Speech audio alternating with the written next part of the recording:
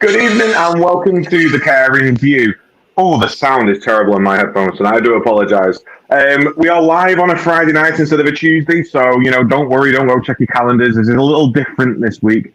We've all been a bit busy. We've been down at the Care Show, meeting people in person without screens. We've all got legs, and we're tall and short, and it was just absolutely amazing. So tonight, all we want to do is really have a chat about what's been new in social care this week, and then discussing the fantastic Care Show that has taken place this week. So before we get started, hit that subscribe button, find that little bell.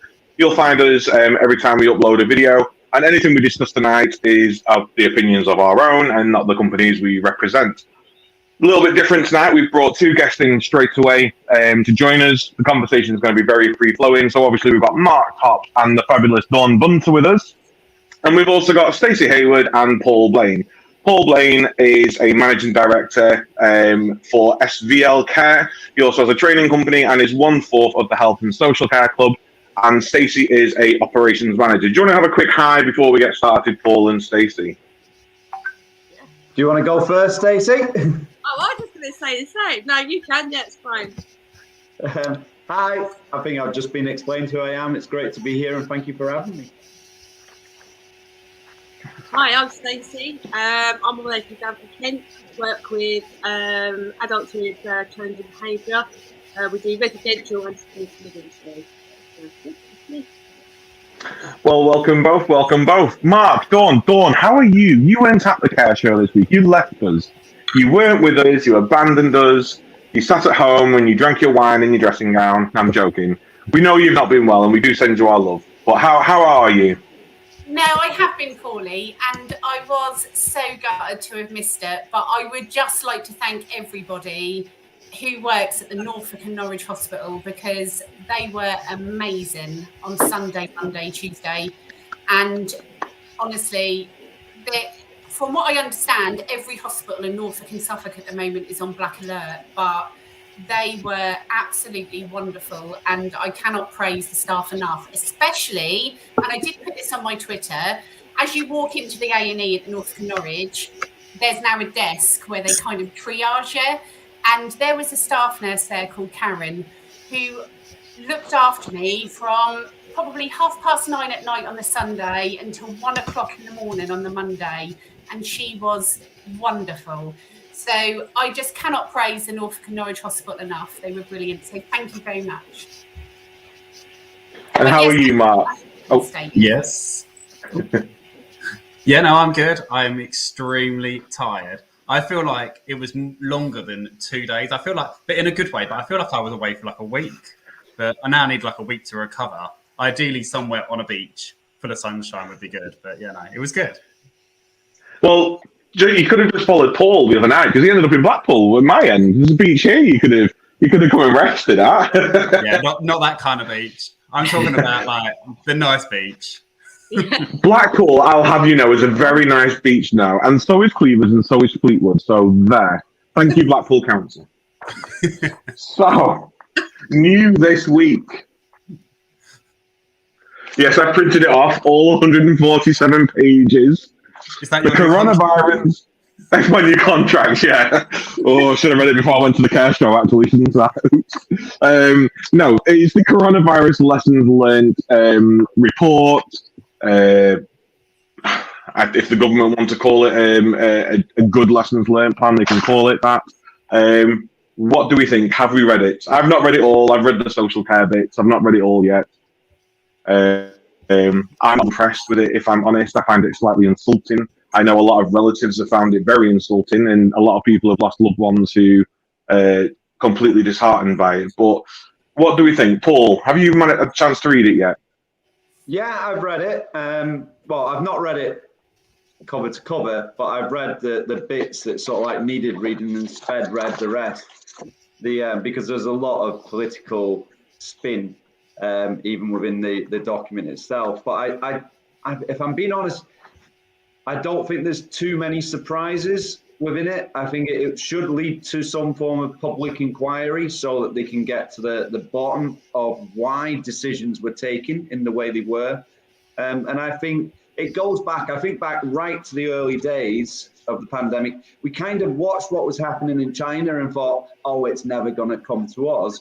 And then it went to Italy and we were like, whoa, that's a bit close. And everybody will remember watching the TV scenes of hospitals in Italy, and yet we were sat there not doing much. And the one bit that sticks in my mind very clearly at the beginning of the pandemic, and it does come up in the report, which I'm glad it's acknowledged, because the World Health Organization raised it, is when Spain was actually going into lockdown and Liverpool held a Champions League match. Not Liverpool's fault, even though I support Man United, so I'd love to apportion the blame to them. But allowing Atletico Madrid fans to come over to Anfield at that moment in time. I mean, what?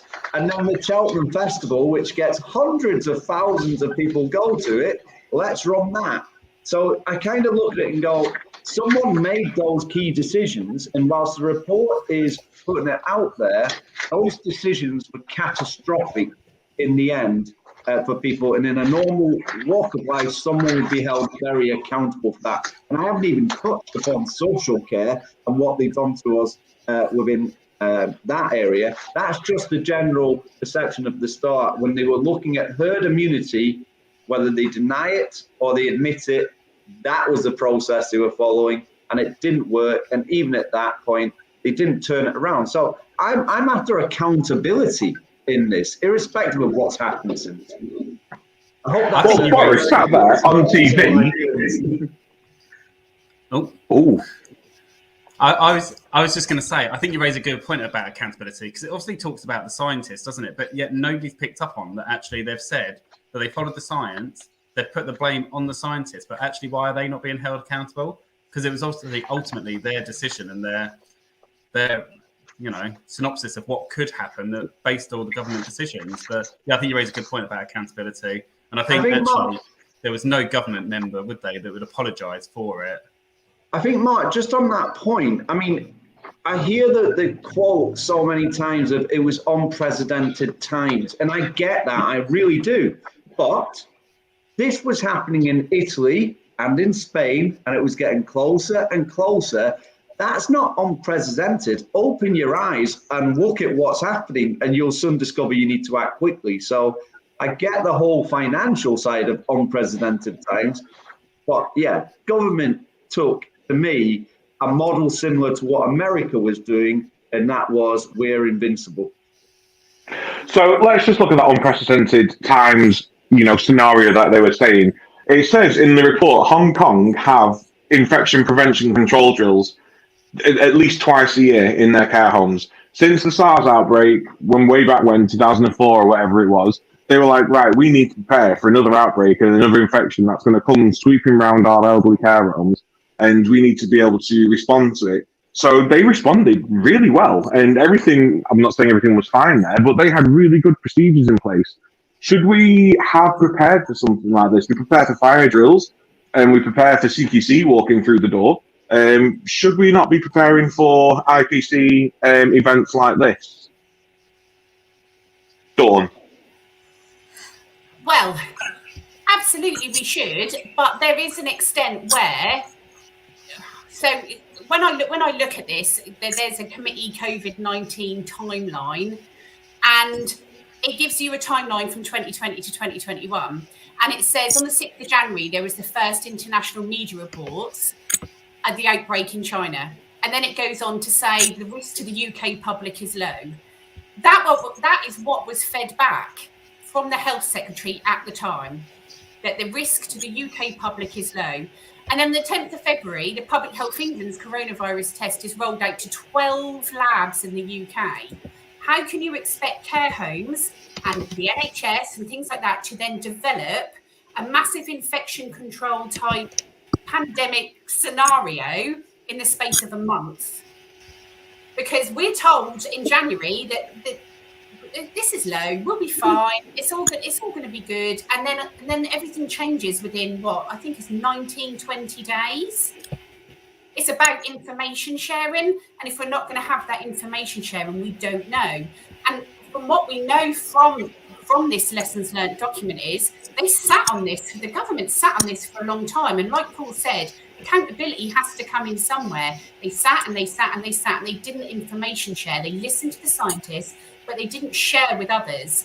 And I think that's where everything has gone wrong, to the extent where we could prepare for something like this. And in the future, I think this is definitely going to happen. I think all care homes and NHS trusts are now going to be preparing for the next one, because it is a lessons learned exercise. But at the same time, I think that unless information is shared down the ranks, if you like, we're not going to have an understanding of what's going on. And it's quite clearly there within their own timeline, and it's an HSC committee timeline.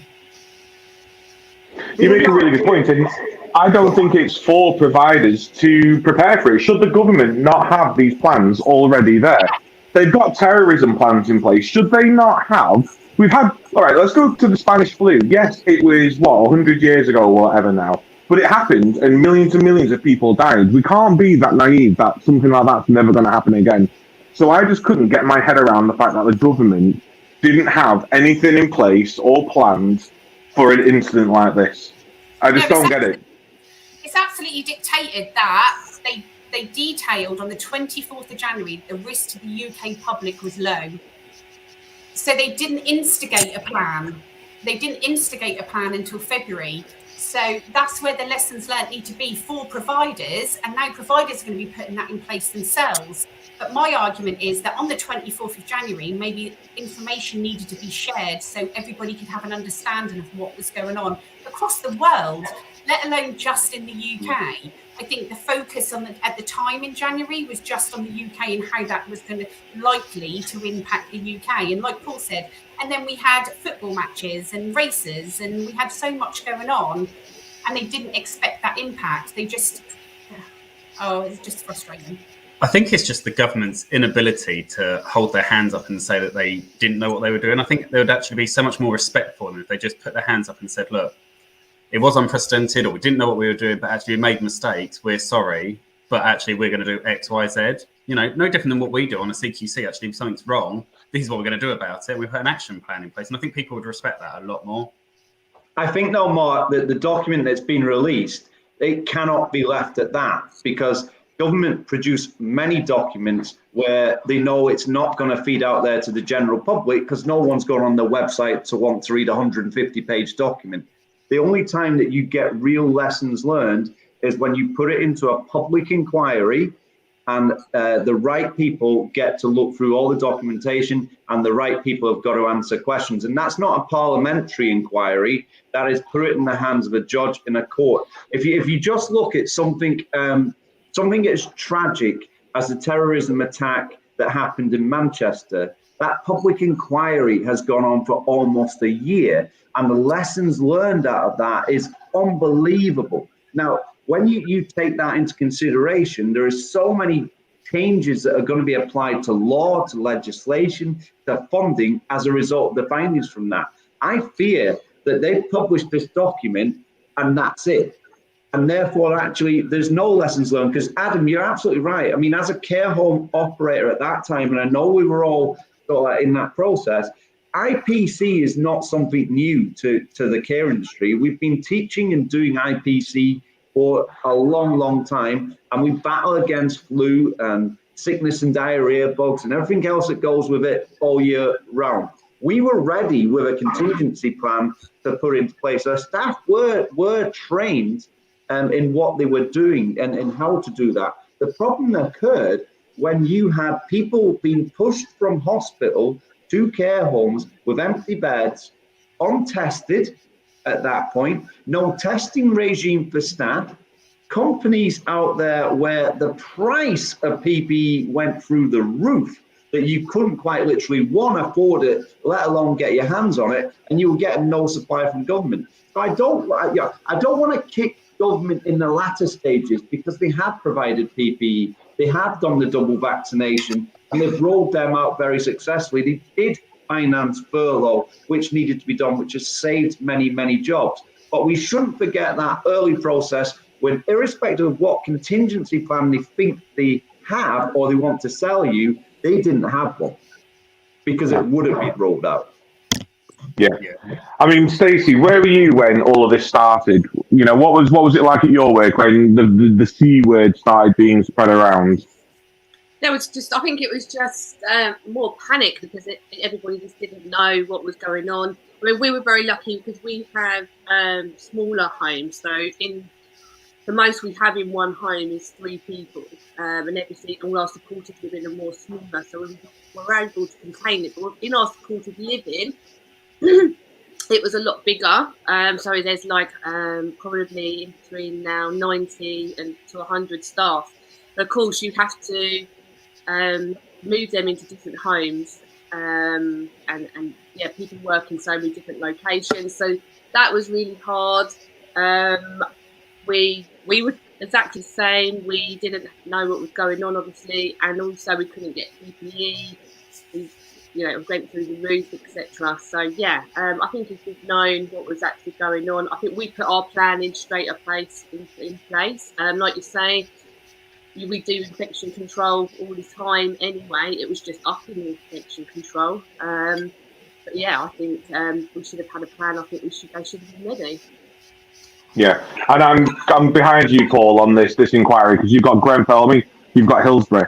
You know, you've got all these different inquiries that have gone on for years and years and years and years and years, and people are being found accountable, and laws are changing, and you get our then Health and Social Care Secretary messing up royally, not remembering information. You know, we're taught in care if you don't write it down, it's not happened. And for them to sit there in these inquiries and go, I just can't remember when I said it, what I said, what we did. Who's now been offered a UN role. So how can we have some sort of naff little inquiry, and this is our lessons learned, and by the way, he did a rubbish job, but let's give him a UN role. That's going to be perfect. Now let's reward the bad and ignore everyone that's been going through it. I mean, part of the lessons learned, and I'll read it. Many of the pressures on the social care sector, such as funding and workforce, are long-standing and must be resolved urgently. Pressures on the social care workforce are likely to be compounded this autumn by the mandate that people working in the social care sector must be fully vaccinated to continue to provide care in residential care homes. Urgently needs fixing. So where's the detailed impact assessment? Where is the safeguarding here? Why is our Health and Social Care Secretary saying people need to get the jab or get out? You know, are people going to listen to this? Do we think the government are going to listen to this? How can we resolve the workforce? Dawn, I'm going to come to you first because obviously you're in a new role now yourself. Staffing's still going to be an issue for you. So what can the government be doing to really learn from this? It's so difficult because I find most of it frustrating, having kind of lived through the beginning and losing so many residents and then having to move on from a job that I loved because I couldn't bear to be there anymore. And then to find that I start a new role and there's staff that don't want to be vaccinated because they don't want to be coerced and be pushed into it. And I think there's certain elements in which this lessons learned inquiry or this lessons learned paper could really have enforced the detriment in which this whole 18 months has had on the whole of the social care workforce. And everybody knows how I feel about this implementation of coercion and this pushing of everybody to have vaccination, this detriment sometimes that we have towards social care. And I think that there could have been there's 148 pages of it, I think you said. There's nothing in there in respect of the impact that this has all had. I think there's about 6 paragraphs. This could have massively made a massive statement in respect of social care as a whole, especially over the last 18, 19 months. And I think that's where it's lacking. And I've worked with some amazing care staff over the past 18, 19 months. Honestly, I could bow down to them. They are wonderful. And even in my new role now, I walk around and think, how wonderful are you? But there's nothing in there in respect of the staff. There's 6 or 7 paragraphs in respect of, okay, yeah, this is going to severely impact. This is going to be of detriment. So, but we're not going to put anything in here about lessons learned in respect of that because it's about, then there's quite a few pages, and don't get me wrong, the vaccine rollout was amazing. But let's discuss this impact. Let's discuss this lesson learned about the whole last 18 months. I've watched so many people leave this sector because they can't, and their words are, I physically cannot do it anymore. I can't physically work through this pandemic anymore. So they haven't actually spoken to the social care workforce. They haven't spoken to relatives. They haven't spoken to those that have relatives that have died. They haven't spoken to care managers about the respect to CQC detailing all the deaths all over a spreadsheet, just deeming people as numbers. They haven't done any of that. And I think that's where this document, it's a very good document, and moving forward, I hope it goes into a full inquiry. We'll see about that. But at the same time, they haven't spoken to the individuals that have worked through it. If they wanted to speak to me, I could probably talk to them for about 9 hours. Yeah. But they haven't come to the individual care providers. From what I understand, they went to one provider. One provider. How many providers are there across the United Kingdom to have this discussion? And that's where it frustrates me, because as much as the document is welcome, and as much as the inquiry is welcome, from what I understand is coming in the new year, at the same time, they need to embrace the fact that they need to have discussion, and they need to open forum that discussion. It can't just be with one provider who they have a chat with the manager about this, that, and everything else. They need to open this wide, this inquiry wide. Because then it doesn't seem like such a detriment that this 147, 148 page document isn't such a detriment to people. Because I read it and I was upset by it, because I thought, they haven't come to me. They haven't come to anybody I know. And I know quite a few people now across the pandemic. Nobody has come to me and said, oh yeah, they've had a chat with me. They've come to me. They've wanted to reinforce my point. They've wanted to discuss my opinion, what I went through. Nothing. Not even a relative. And how often have we tried to get in touch with the ministers? I mean, we've currently got an unread message still sat to Gillian Keegan from the Caring View, because we tried with Helen Whately, we tried with Matt Hancock, and no one wants to come and talk to us. CQC don't want to come and talk to us. No one wants to come and talk publicly about anything that's going on. I mean, Paul, when we were at the Care Show, which we'll come on to shortly, we spoke quite in depth about reform, didn't we, in the keynote stage area. And I mentioned that I'm recruiting for a registered manager at the moment to hopefully take my post, because I'm leaving. I'm recruiting for home carers, I'm recruiting for care home workers, and I'm recruiting for receptionists. And I've had 30 applicants for my receptionist role, and we pay them exactly the same as we pay our care team. And I've had none for social care. So, quite rightly, we discussed, I said £12 an hour minimum for care staff. It should be. Something like that should be true. But it can't just be about the money, because if people are applying for jobs at the same rate, then there has to be something more. So what do you think, Paul, needs to be done for social care to become lucrative again, for people to want to walk into it instead of us having to literally beg on the streets and bring people in? I think it's the branding of social care myself. I don't think it's branded at all. Just to come back on one point, if I can, Adam, when we're talking about the report that's there, there's also something that seems to have gone amiss. I remember the Prime Minister stating that all people that work on the front line of health and social care will receive a bonus. I can't remember how much it was. It may have been £300 or £500, but they'll receive a bonus for that. And then all of a sudden it was, oh no, we're not paying that bonus out. But I do know in Scotland that they paid their bonus out to their staff. Now, I've spoke to a lot of people that work in Scotland, and they were delighted. They felt recognised because they got the bonus. They had a little bit of a chuckle about England's counterparts not getting it. But that one little bit of recognition from the government would have been enough to just say to care staff, it's not about clapping you on the steps. It's actually, we're going to reward you, even in the smallest way, for what you've done. There is no recognition other than some nice words on a piece of paper coming about social care. So fundamentally, when you're looking at that and you start to look at what did I watch on the TV? I watched the NHS being glorified, and rightly so, and I watched social care being vilified, and wrongly so.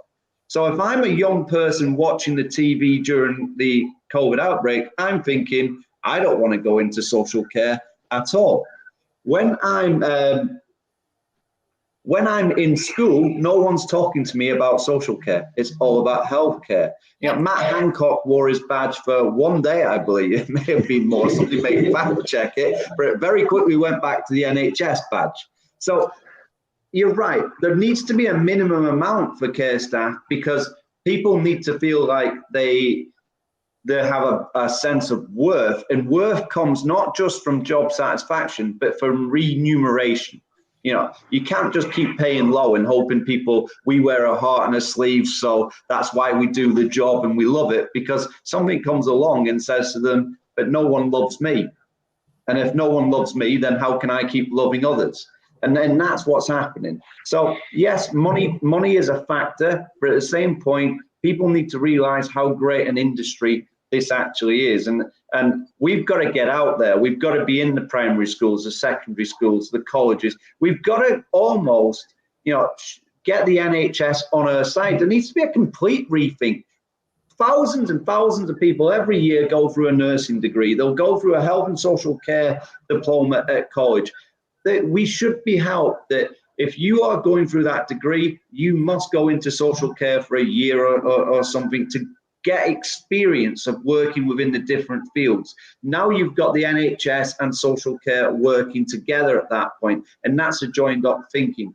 But it needs to move away from this vilification that we see in the outside world of social care, so that people actually look at it and go, there is career progression. I'm just going to put it out there. I'm the person that started off as a care assistant, got my way up to deputy, became a manager at a very young age, and went on to own a care home. Now, at the end of the day, I didn't have anything. And it's not like I had a wealth of money that was given to me. I had to basically kick down doors to do that. And this is one of the only industries left in the world where you can go from here to here without coming out of university with a degree. And we need to tell people that it's not just about being a carer. That will never leave you when you get into the industry.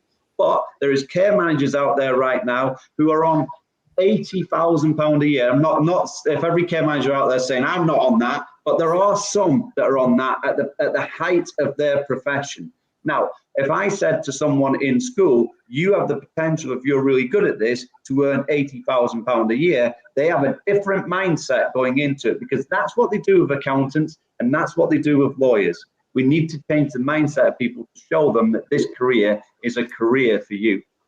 But that's what I said before, because I was talking to my son's high school because he had work experience last year, and I think I've said this on the show before. And I said, oh, who was there? And he went through accountants and business managers and insurance companies and the NHS. And I said, he said, yeah, but no one from your job. So when I rang his high school, they said, well, nobody was really interested. So, but how do you know?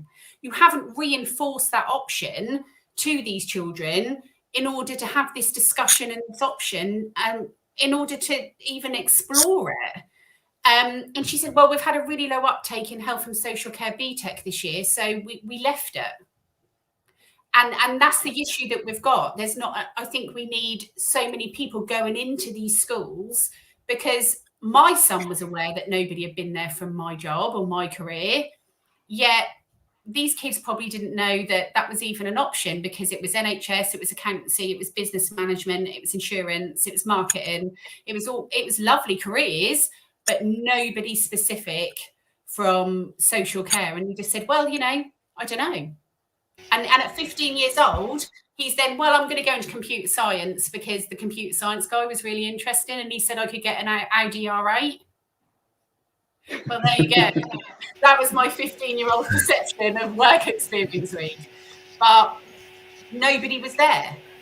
I think that's the problem, though, isn't it? That we all might do that as individual providers, but there's not that united kind of front, is there? There's not one person saying, go and join it because of social care. We're going in and saying, come and join it in the hope that actually you come to our company further down the line. And I think that's one thing with the reform, is that the government have already made up their mind on what they think it is. Like, they need to take a step back and come and talk to providers, whether that's, us guys on the front line, whether that's, people like you, Paul, with training companies or marketing or whatever it is, and saying, actually, what do you need? And then putting those steps into place and talking to people that use care services, as opposed to saying, we're going to give you X amount of, millions of pounds, because actually that's not going to change anything because the problem's still there underneath all of that money. But Well, it's that whole about us without us thing, isn't it? So I know as part of the Social Care Innovators, one of my first things I'm going to be doing is making sure there is equal representation in the group. People who use services, people who are related to people who use services, people who are providing those services, people who want to help and have that input. But what we currently have is, but not in the Social Care Innovators. The Social Care Innovators is amazing. If you want to join us, get in touch. But what we currently have in the government is a game of chess where people are just moved around from job to job to job, and we get these ministers who have no idea, don't take away first-hand experience from people and go, right, this is what we're going to do. We're going to listen and work from there. They just decide without us that something's going to work. It doesn't work, and then they'll go, oh, we've got all this funding and it's not working. We're going to have to make some cuts in social care because obviously things aren't working now. And they don't understand why things fail. Everyone's talking about fixing social care. Social care does not need fixing. Social care needs something new. We need something new now that is just going to replace it all. Once upon a day, you'd be like, oh no, don't talk to that care home down the road, they're competition. No, what we need to be going is, I'm going to go talk to that care home down the road because I want to make sure that they are as awesome as we are. Because we've only got X amount of beds. And if we need to send someone somewhere else, we want to know that they're going into an awesome care home. And all care homes need to feel like that. We don't need to be going, oh, NHS. We want to be going, NHS, work with us because we're amenable and we want to support you. You want to support us. But the only way we're going to do that is if we've got mutual respect. And if we don't do that, nothing is ever going to change. So social care is what it is now. That's fine. Let's let it keep running like that. And instead of trying to patch it together and fix different little bits and bobs, let's just create something new and then replace it. Let's retire it when it's no longer needed, and let's just create something new and create something awesome and benefit everybody. Am I wrong? I don't know. That's just me. I think, Adam, you touched on a good point there. I think we hear all the time that social care is broken, and it kind of makes us all feel a little bit depressed to work in social care. You're like going, well, what have we done? It's not us that's broke social care. Social care got broken in 2009, 2010, when government decided to withdraw a lot of funding because we were in a recession from local authorities. Now, local authorities' expenditure was round about 52 to 60% to adult social care services. So if you cut a local authority's budget by 40%, of course it was going to have a huge impact on that. So you don't have the social worker representation that you used to have. MCA and the DOLES applications, who are getting done by the same people with the same hats, are 2-3 years out of kilter now. I know they're changing that with LPS, but the reality of the situation is that's when they started to break it. If you look at the plan, the finance plan for most local authorities, we are 7.5% down now from 2010 to where we were supposed to be. And I mentioned this at the Care Show. In Lancashire, for residential care for the elderly, you are getting less than £3.50 an hour. Now think about what you've got to do for that £3.50. Staff, feed, all the utilities. You've got a mortgage to pay. You're paying CQC £100 a bed, whether it's full or not. So you've got all these registrations. You've got to have investors and people, or ISO 9358, whatever it's called, because you've got to have that accreditation to be on the list. Everything goes out. Your insurances have gone up. If you can get it, that's if you're lucky. And then we're vilified because we're paying just above minimum wage. Well, the smaller provider on £3.50 an hour or less can't raise the wages by £1 or £2. I would love to do that. I would love to turn around to my staff and say, you are getting £15 an hour because you are the most amazing people that walk the face of the planet. But I would be bust overnight. And all those people that we care for wouldn't have anywhere to be provided in their community. So we didn't break it.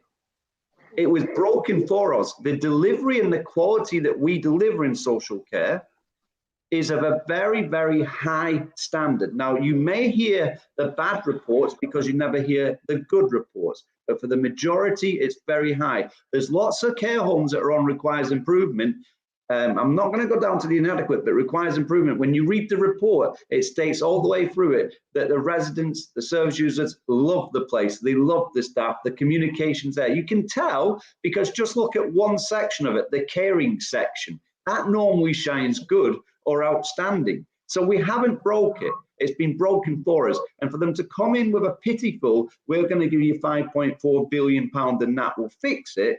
That's actually only a 9% rise to the local authorities who are going to lose most of that money that you're not even going to cover the hike that's coming in the minimum wage increase that's coming. We're on a losing battle and we need more funding. We can fix the rest ourselves. I can promise you that. I'm ranting tonight. I'm sorry. No, it's good. It's good. We like people talking the truth, you know? We don't want to sit here and go, oh yes, this 5.4 billion is a wonderful idea, and people in the public go, oh, isn't it great? Because it's not. It really, really isn't. And like you say, and it's 2023. It's not even like tomorrow. You know, it's not even next year. It's 2023 when they're talking about all these different changes. And who's talking about the £100,000 threshold, right? No one that I know will have £100,000 in their savings or have that sort of assets. So that will mean when that threshold comes in, everyone is going to go on to social service funding because they'll have that threshold. So they'll go, well, we'll pay part of what your care is, and then you'll pay us a contribution. But what no one's talking about is the fact that they do pay us pittance. So then we have to have top-up fees to make it to a level of funding that we can actually operate at. That's not us being greedy. That's us being able to provide the team the correct PPE, the correct training, high-quality training. What we don't want to do is then go to private people, well, we're going to double your fee now because everyone else is paying less, because then there's no parity. We want care to be equal and fair for everyone. So families in 2023 are going to start finding themselves having to ship out £500 a month in third-party top-up fees. Once upon a day, they used to be 40 quid, you know, because that would take you up to your difference. But the gap is growing so vast now that top-up fees are huge. So a lot of care providers are either going to go, well, it's fine, we'll operate on less, and standards will then slip because they can't afford them. Families are going to start paying a lot more money, or care homes are going to go bust. So this 2023 reform, which everyone in the government's really proud and they're probably patting themselves on the back about, is actually probably going to do a lot more damage than is currently being done now. And I said at the care show, you know, I don't want to say to the government, get rid of yourselves and let's start over. You're trying, at least. You're having these conversations, but have better conversations with us. With not us per se, but with people in the sector, because we will hold your hands and we will take you through it and we will show you what it's like and what's needed. And let's have these conversations. We don't know what your money is, so we can't say you need to spend this, but you could sit down and go, what do you need? This is feasibly what we can do. Don't just come out with a plan and go, this is what everyone's going to hear and want to hear, and everyone's going to be happy about it. But Adam, this is words on paper and it's not thought out correctly. I mean, just take this number and just equate it into our heads. The £100,000 threshold, which I'm not against in the slightest before anybody says, that will introduce over 300,000 assessments that need to be completed because those people have come now into the threshold that weren't in it before. Who's doing the 300,000 assessments? Yeah, and the same person that's doing the DOLS assessments that never got done. And their local authority, and they're the ones that's getting the 9% increase. So where do you think the 9% increase is going? It's going to employ staff to be able to do the 300,000 assessments. We will not see it on the front line. No. Oh, this is all very dark and gloomy now, isn't it? Saying about assessments, the other day I had someone has been employed to ring up and actually do a COVID consent MCA assessment. COVID consent. This person lacks capacity completely, but they have employed people to ring up and go through an MCA about COVID consent, whether they can make the decision or not. Only 20 months too late. It's not in the lessons learned plan. No, I've read that thing, and that is not in there, Stacey. It's not. Oh, well, No. this lady, she told me that. Yeah, well, yeah. So they just throw money at anything, don't they? They will just throw money at anything and then question why there's nothing there. and she's just on the computer. Da, da, da, da, da, da. Got to the end, and she said, "Oh, he scores 0." I said, "Yes." So did they speak to them on the phone? No. So how have they done a mental capacity assessment without actually speaking to the person? Just spoke to me. Oh no, they met him the other day over the thing for 2 minutes. Actually, sorry. The problem is Stacey will full well known that people with a learning disability, they don't take their opinion into account. They don't even speak to them half the time. It'll be the staff, and I can understand why so much abuse happens because they just listen to the manager or the staff member on the end of that phone, and they could be telling a whole heap of lies, and nobody would ever actually know. Yeah, exactly that. Yeah, I was just so shocked that, and I was thinking about the money, and I was thinking, and I thought, people have actually been employed to do this. But this is where there's disparity, because if CQC walked in through our doors and said, "Can I see a mental capacity assessment?" and we'll go, "There you go." They'll go, "Right, where's the evidence that you spoke to them? Where's the evidence that they've taken this in and the conversations that you've had?" And if we go, I don't know. Requires improvement. And yet our local authorities, who aren't actually quality assured really by anyone else apart from themselves, because they just go around and inspect each other, there's no CQC involvement in local authorities, which there should be. They can just go and do what they want. Yeah, crazy. That's so unsafe. And the questions that she asked, ours were virtually twins to the same questions, our capacity assessments. I did say to her, I could have sent you them if you'd asked. We'd already done it. I just thought it was a waste of money to be doing that anyway. So there you go. Could have been going somewhere. Did they ask you, Stacey, whether the person likes living in your service or not? So, of course, there's not going to be many providers that are going to say, no, they absolutely hate it here, even though that was true. Yeah, exactly. Yeah. She asked me if I'd had training, though, so that was good. Didn't specify what the training was for. I said, yes, I have. Right. Well, let's move on to something brighter. I was about to say, we put the world to rights now. So, Mark, what was this week? What was this week? It was October, and it was the Care Show, and it was really good. It was really, really good. 2 days, actually, I think, wasn't it? What's that? It was all about Mark Tops for 2 days, wasn't it? No, it was not. No, it was not. Mark had a stand at the Care Show, and it was just a trophy cabinet. And he was just stood there in front of all these trophies with his lapels and bows and ribbons. Amazing. Sorry. For anybody watching, that is not true, because there were people that didn't go that will think that that's actually serious. There were no trophies. He charged 15 quid to have a photo with him and everything.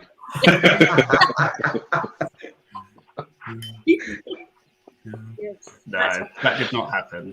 So, no, it was the Care Show. So it was really good. Just meeting, obviously, sadly, Dawn couldn't be there, but she was with us in heart and soul. But like you three, it was really good meeting you. It was really good meeting, the likes of Jenny and Palvy and Dudley and everybody else that we've kind of connected with over the last 2 years. I think Jane Brightman, who's appeared on the show, we worked out that it's been 4 years that I've been speaking to her. 4 years and never actually met. So yeah, no, it was really good to meet people in person. What about you, Stacey? What did you think? Yes, I was exactly the same. Obviously, to actually meet everybody and everyone be together was great. But I did actually say that when I was there yesterday with Amy, we were walking around. I said, "Isn't it? It's really nice. It was so welcoming, and everyone. There was so many people there. It was so busy, but everyone was just so friendly, chatting, talking, sharing experiences."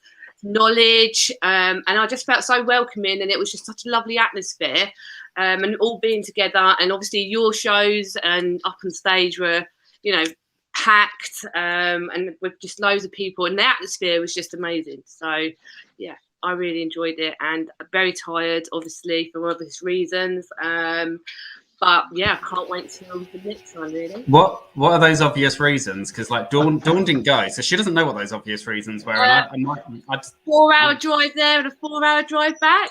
Oh, well, yeah. Well said. Somehow I don't believe that. I've seen photographic evidence. Yeah. So for anybody else that's not for a little believing, while.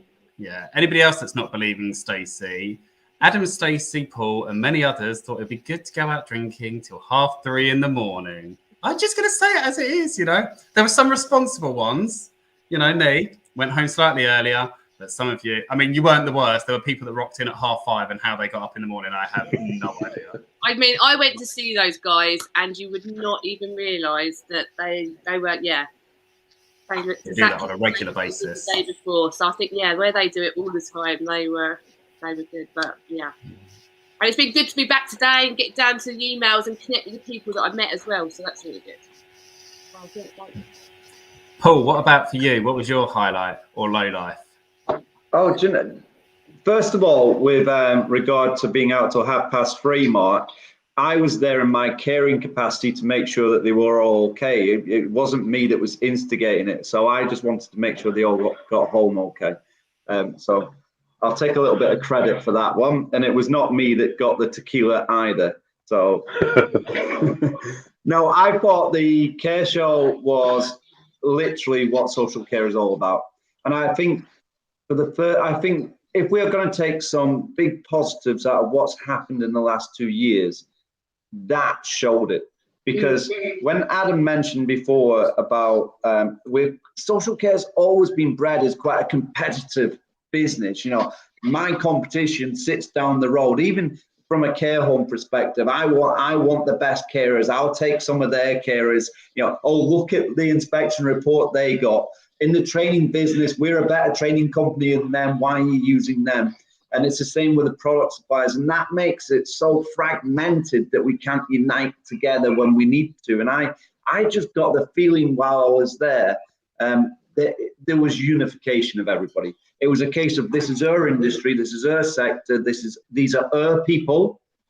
And that came through shining, that actually the business side, the competitiveness side went away, and we all got that feeling that if we band together, we're all going to have a job to go to, and we're all going to have a sector. If we carry on the way we we're going to push each other over the cliff. And I thought to me, it started off here and then it went there, and I was waiting for the low because it just kept getting higher and higher and higher. The low happened for me when I woke up looking at Blackpool Tower on the train.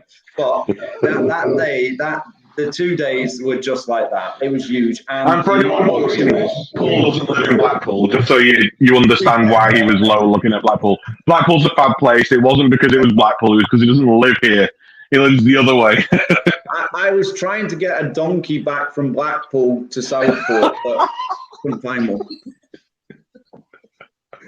Yeah, no, I think you raised a really good point there, Paul. And it was like even the people on the exhibitions, they were all off their stalls, weren't they? Coming in, mingling and talking. It's almost like because we've obviously had to meet everybody virtually, everybody knew who everybody was. So it was like that big kind of, it was almost like a social event for social care. Adam, how about you? What was it like for you? Well, I think first off, Michael Corbett just needs to be applauded, because it felt like this was the first event where everyone was back together, and it was a case of, should we do it? Shouldn't we do it? Is it too soon? Yes, we had the NEC, we were all, had to prove our vaccination status when we went in, and that's a conversation for a different time on my half. But there were all these safety precautions in place, and I thought once you got in there, everyone was going to be really sort of sheepish and cowering away and not wanting to stand next to each other. And it wasn't. It was the most... It felt like social care was having a resurgence, and once you got in there, it was electric, and it just infected you with going, oh my, this place is amazing. When you were going around, it was like meeting old friends, even people that we've never even connected with. Just meeting them and having a chat with them, they were so sort of joyous and proud about what they do and proud to show it off. And it was just, I wanted the public to be there. I wanted people who weren't to do with social care to come walking in and go, actually, this is really good. Look how fun this is. Look how awesome everyone is. That Mike's show, that care show, would have done more for social care reform than this 5.6 billion that the government are going to give us, because it was just amazing, absolutely amazing, hands down. First one I've ever been to, and it was just brilliant.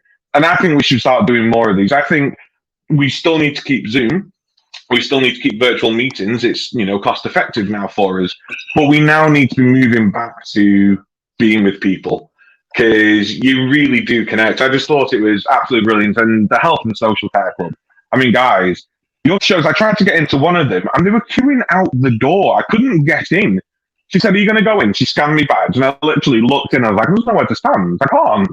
And I'm going to have to miss out on this." It was amazing, absolutely amazing. So, I mean, thank you, Mark, and thank you, Paul, for moderating our panel. You were brilliant, even with a little bit of a thick head. It was an absolute pleasure. I absolutely loved it, and it was obviously great to represent IHSCM when I was there as well.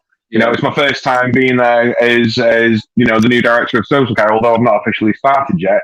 It was really great to have those connections. And yeah, Stacey, I mean, LinkedIn, I keep getting so many requests now on LinkedIn. It was so fun to network again. It was just so much fun. And that's my word for the car show. Fun. Yeah, I mean, just you missed out, Dawn. Just coming back. I mean, we were on the stage for the 2 days. Yeah, definitely fun. And I did actually learn a lot. People might think I did. Oh, Stacey's doing a Dawn and her camera's freezing. I don't know whether to come in. Come in, Paul. Stacey's been drinking. Don't worry. Yeah. What were you saying, Paul? Yeah, for us, it was a case of, you know, we picked 2 topics that we thought would get the crowd going. It was, you know, we were kind of mindful that from January we've been doing this on the Clubhouse app, so no one can see you sat in your boxer shorts while you're on the audio version. It's not like this. You don't have to get dressed up for it. But we didn't know how it would play out to a live audience. But, you know, a lot of people turned up that have been coming to Clubhouse rooms on a Wednesday night. And that was great because they sort of like were egging us on. But even I don't think, Mark, in our wildest dreams, when we seen people packing in, did we think that would happen. The buzz afterwards was just great. But do you know why I think it works? I think it works because traditionally at care shows, particularly on the keynote stage or any exhibition, it's a presentation more than anything. It's somebody up there and they're giving a lot of information and you've got to sit there and listen. Whereas we wanted to bring it to them and saying, listen, we might not be able to do anything with this, but have your opportunity to have a go. Ben, let's hear what you've got to say. And I think people just enjoyed the fact that they felt they had a voice, which is what we try and do, what you all try and do. But that's what happens when you get people from the industry talking to people from the industry. You come up with some absolute brilliant ideas. Yeah, and I think people that haven't joined in Clubhouse really, that was the feedback, that actually the engagement from the audience was actually something that has been lacking. I think they really liked that. Yeah, I think when I turned around, obviously, because I was obviously with the roaming mic, and I turned around and I saw the queue out the door, you know, it was mind-blowing. It was crazy. But I struggled to walk through the people that were stood there just to kind of get the mic to other people. But, you know, it was really good. Glad I got there early to get a seat. Yeah, so many people were like, we can't even get in. They were like, we know Mark, we know Paul. Apparently security But the thing is, I got there early. It was to hide from you, so you didn't come near me with the mic. It wasn't to get a seat. I think the other thing that I've really taken away from it is, and I would say this to providers, not necessarily like ourselves or people of the social care innovators, because we're already doing this, but you really got the benefits of engagement. So for us who are in peer support groups and we are in social care cells and we're in reform groups and we're in information groups and we're sharing ideas and working together, you would go, and I was getting stopped by people and they're going, I just need to say, those documents you uploaded the other month, they helped me no end. It was just fantastic. It was wonderful. Thank you. And we're not doing it for the thanks, but it just shows you that engagement works. We learn from each other, we work together. And if we can actually just continue to do that, and everyone else who's afraid of networking and afraid of engagement, if we can get them to work with us, we will start changing social care into something new without the help of government. We can do it ourselves and we can start working together better now. And the care show was just a great place for people to, they were coming about the show and going, oh, you know, and not even just about the show, they're going, your Caring View support group, because our support group on Facebook, you can find the link somewhere, isn't just for managers and providers. It's for people who use services. It's for people who know people who use services. It's for people who want to interact with services. It's for people who want to bring change. And they were coming to go, and it's just really supportive. It's great to have these conversations and it not just be with managers and be with other people. And that's really humbling to go, actually, people listen and people want to know, and we're helping people do this. And the Care Show was just another place for us to be able to do that. It was just, I can't sing it enough praises. I absolutely loved it. We went out for dinner in the evening and we were still talking about it. 3:30 in the morning, we were sat in a casino having a couple of sensible drinks, talking about social care, talking about the Care Show. It took over our entire 48 hours. It was fantastic. It was, and meeting such wonderful people as well. You know, like I said, I know of all of you, but not to see each other face to face ever. It's always been Zoom, and it kind of wasn't like we all went running down and jumping onto each other. It was sort of like, oh hiya, you all right? And it was as if we'd been friends forever, which is great. I mean, I met Stacey for the first time, and had an absolute ball with her and her friend Emily, in brackets Amy, if she's listening. And it was just everybody that I came across. It was love that was in that room, pure love. Your green heart. That's what social care is. Love. Talking about the green heart for social care, we've even got Agnish Goyle and his wife using it on social media at the moment. So if anyone isn't aware of the Green Heart for Social Care campaign and initiative, it is something that, through discussions with the then social care director, Jane Brightman of the IHSEM, ourselves at the Caring View, and our friends over at the NCF, decided, actually, let's have a green heart. Let's just use a green heart on social media, on our names, Twitter, LinkedIn, on our posts. Whenever we're saying something to someone, shove a green heart there just to show that you love social care and you respect social care and you support social care. So the green heart, we know things have multiple symbols for different people, but for us, the green heart really is a symbol of how awesome social care is and our commitment and our love to it. So yeah, hashtag green heart for social care. We know it's a long one, but put that hashtag on any of your posts and let's get people embracing the green heart. Good plug, Paul. I forgot about that.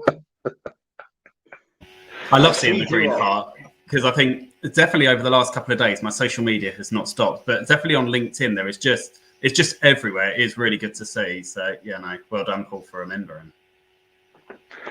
So Dawn, is there anything you want to ask us about the Care Show? Well, no, the only comment I was going to make was, for little people like me who were poorly, laying on the sofa with the ultimate of FOMO, I would have quite liked all your panel discussions streamed. That would have been, so thankfully, like I said on Twitter and LinkedIn, I had Adam, who was giving me a run and commentary of the whole of the 2 days. So I was really, really lucky. But I would love to have that streaming so I could have watched all the panel and watched what was going on throughout the keynote speaks. And yeah, because I kind of feel like I missed out on that because there were so many things that I wanted to see and that I wanted to join in with, that would have been really good. So just a little note for the future that I'm thinking that if people can't attend and they physically can't, that would have been a really good thing. But at the same time, you know, Paul said about how everybody was, you know, you've all said how lovely it was that everybody was coming together. You could really see that on social media. You could not take that away from social media at all. I went on Facebook, I went on Twitter, I went on LinkedIn. Everywhere I went on social media, you could see all the love, social care love that was going around. And it was lovely to see. And I think I did comment to Adam that every remit that I go on is just lovely. So, but yeah, that would be my only thing. It needs to kind of be streamed because there's always somebody that well, not just me. But there's always other people that can't go. There's always circumstances. And I think that opportunity for people would have been really good. Well, you're spot on because we've got people who are CVE, aren't we? You know, clinically vulnerable, clinically extremely vulnerable. Sort my mouth out. And I think they are still going to have that concern about coming out into the public and being in such crowded events. But yeah, I mean, I didn't know there was cameras there. There was photos being taken. So whether he's got something hiding and he's going to come out with them in the end. I'm not too sure, but no, I agree with you on that. It would have been great for us to be able to connect with other people as well. Yeah, definitely. That would be my only feedback. But other than that, it was just lovely to see everybody's photos and updates. And yeah, that kept me going for a couple of days. So, Mark, where are we at now? Because we've hit the hour mark. Mark. Our Mark. Well, where are we at? So, Are you awake? I am awake, just about. Next week, we are joined by Cohesion. So they're coming on to talk about recruitment and retention, which obviously hot topic at the moment. So yeah, I know a lot of people have already messaged me with questions that they've got. So if you have got any questions, swing them across to Adam, Dawn, or I, and we'll make sure that they're asked on the night. Yeah, I think we've got a Halloween special coming up. Adam, do you want to tell more about the competition that we're going to be running? So there will be a competition coming out over the weekend. We're going to be wanting people who are care providers, whether you are learning disabilities, home care, residential care. And there's another thing I must mention right in a minute after I've done this. We want you to be able to put together a poem with the people that you support, or ask the people you support to do it without your input, because those are the people we really want to hear from. And we're going to have a bit of a poem competition, and we're going to put some of our favourites out there, but we'll tweet every single poem that we get as well. So for the ones that, we will pick, we'll put it to a jury for voting on the poems, but we will tweet every single poem that we get as well. I must give a special shout out to Future Directions, who are the winners of Social Care's Got Talent that was run by Championing Social Care. I missed that entire competition because I was going through an outbreak, and I had the pleasure of meeting them at the Care Show, and oh my days, they are fantastic. They are absolutely fantastic, really infectious, really smiley, just brilliant, and they will be joining us on the show in the near future. So we will have a live performance from Future Directions on a show in the near future, so we'll have to look out for them as well. Any final words from anybody? Paul, Stacey? I'm just looking forward to next year when we can bring the Caring View and the Health and Social Care Club together on stage. And that will be fantastic. Let's get it sorted. Stacey, any final words from you? You're on mute, though. Yeah, I was there. No, just say thank you, and we haven't stopped talking about it today either. So yeah, can't wait for the future. Dawn, do you want to round us off for the evening? So thank you very much for everybody watching, and thank you to Paul and Stacey for coming to talk to us this evening. It was lovely to hear about everybody's experiences and also discuss the lessons learned document. And we hope to see you all next week. Thank you very much. I want to come back every week. You can. It's fun. You'll be more than welcome. And just to remind everyone, it's back to Tuesday next week at 7:30, not 9 o'clock, like I said the other day on our update. 7:30 next Tuesday on YouTube. Bye. See you later.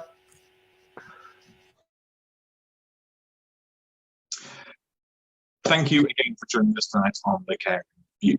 If you enjoyed tonight's episode, make sure you hit that subscribe button, and whilst you're here, check out some of the other videos that we've got up online. If you've got something that you think may be interesting for us to discuss, or if you want to guest spot with us, then drop us an email to thecaringview@gmail.com. Follow us on Twitter, find us on Facebook, all the information is down there in the description box. But until then, have a good evening, stay safe, and we'll see you next week.